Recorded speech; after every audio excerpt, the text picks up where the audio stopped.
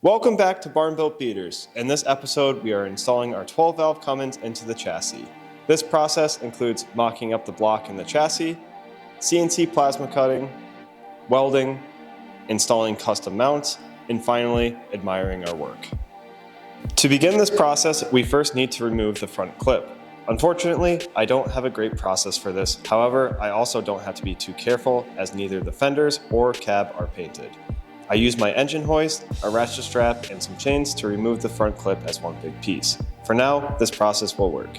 While you watch me remove the front clip, let me explain my truck to any new viewer. To begin with, this truck is a bit of a Franken truck.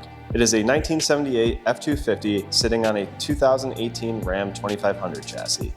Over the past year, I've swapped the body over, making sure all the body lines are lined up and level by fabricating body mounts, as well as adjusting the wheelbase, which required cutting the frame in half, cutting out 3 feet, and welding it back together. Now, that may sound like a lot of work, and it was, but why did I do it, and specifically, why did I go with the Ram chassis? I had the intentions of swapping a Cummins into this truck from the start. I figured this may make the process easier, and well, it didn't. However, after seeing the differences in the stock chassis to the new chassis, this one is built much stronger. A fully boxed frame, huge axles, disc brakes, and axles that are already four-linked means this chassis is ready for the power I want and should ride much nicer with the coil suspension in each and every corner, or I hope so at least.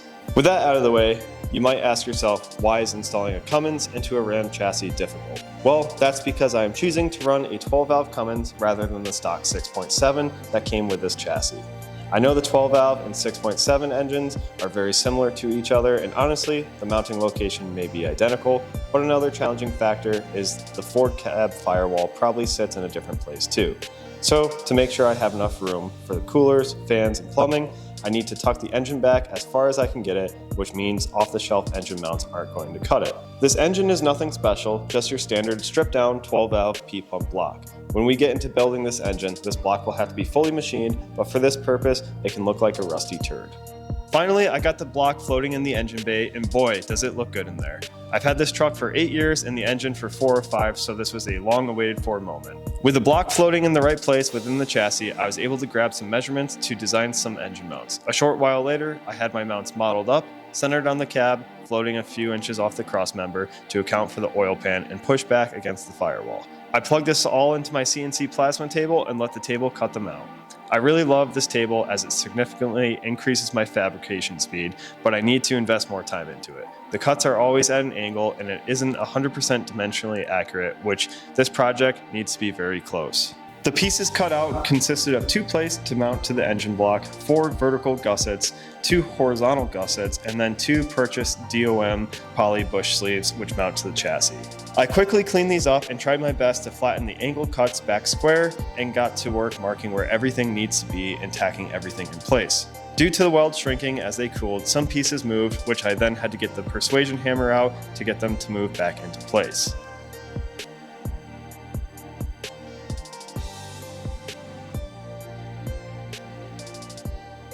With everything tacked in place, I grabbed both mounts, installed them on the block, and slowly set the block into place, only to find out the Bush DOM sleeves were slightly too large. Luckily, taking them to the belt sander made quick work of them, and I was able to get them to snugly fit into place where I could start final welding. This is exactly where the project started to take a turn for the worse and why it's been a while since I last uploaded. A relatively simple project had every issue that one could incur. I kept having issues when welding, similar to that if you didn't have adequate gas coverage. I thought the material wasn't cleaned as well as it should have been, so I re-cleaned, ground out the bad weld, and started over with the same results. Eventually, it was looking horrendous and I threw it in the trash and started over. As you might have saw, I should have cleaned the mill skull off better as I really didn't do a good job at all. However, that wasn't the main issue. For the next round, I sent out parts to Send Cut Send and had them laser cut out of cold rolled steel, which means no mill scale. The same exact thing occurred when I started welding them up. At this point, I was fairly confident it was with my setup. The only way I could get okay welds is if I cranked the argon flow to 50 CFM or basically double what I regularly do. A waste of gas. After investigating further, I eventually found out my TIG torch wasn't sealing properly and as a result contaminating the shielding gas coverage. I eventually started over again, this time with a new torch, and they welded up great. I've been playing around where I start my welds. This time I chose to start welding from the inside out. I did this as I figured as the welds cooled and shrank, it would try to push into the other material, which was tacked into place and really didn't have anywhere to go. This seemed to work well, as after installing them, the mounts fell right into place, which means they didn't move much, if any at all. Welding these mounts up was a great challenge for me. Some spots were incredibly easy to weld, while others I had to figure out how to get the torch and the filler in there at the right angles. Overall, the welds came out decent, and welding challenging pieces like these only increase your skills. It seems I only made these mounts twice, but in reality, I had to remake them 4 times. The first attempt was from my plasma table, but it ended up slightly short on dimensions, so to the trash it went. The second attempt involved adjusting the dimensions, but welding issues rendered it unusable. To the trash. On the third try, the pieces were laser cut, and the final welding was completed only to discover that the driver's side and passenger sides were not the same length, despite the frame rails appearing identical. It turned out they must be bent differently. Fortunately, the fourth attempt required remaking only one side, as I could reuse one from the third attempt, and I finally succeeded in creating a usable pair of engine mounts.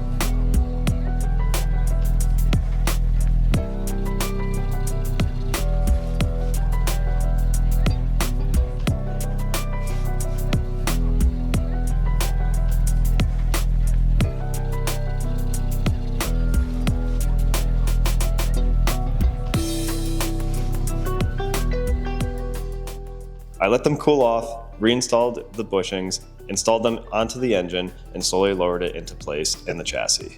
The engine is perfectly centered with a slight back tilt of 3 to 4 degrees to provide adequate oil drain back and to better align the driveline.